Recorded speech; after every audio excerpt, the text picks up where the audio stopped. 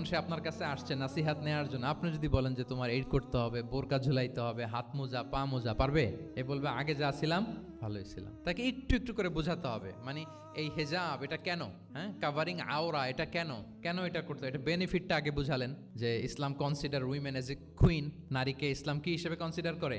রানী হিসেবে। তো রানীর তো একটা ড্রেস কোড থাকবে, স্পেশাল পোশাক থাকবে, এগুলো বুঝাবেন। সে যাতে একটু নিজেকে গুছিয়ে চলে, শুরুর দিকে আপনি এই বার্তা দিতে পারেন যে একটু গুছিয়ে চলতে হবে। এরপর একটু শালীন পোশাকে যেন সে অভ্যস্ত হয়, এটা বললেন। সে যখন শালীন পোশাকে অভ্যস্ত, তারপরে হেজাবের ফজিলত বললেন, সে যেন হেজাব পরে। যখন সে হেজাব পরে, এরপরে তাকে নেকাবের কথা বললেন। এইভাবে আস্তে আস্তে তাকে বোঝাতে হবে। কিন্তু একবারে যদি সব চাপিয়ে দেন, বলেন তো আওয়াজ করে, সে কি ওটা রিসিভ করতে পারবে?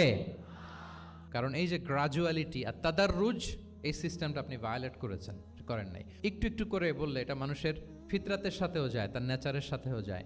আমরা মদ হারাম হওয়ার কথা জানি, কয়টা স্টেপে হারাম হয়েছিল?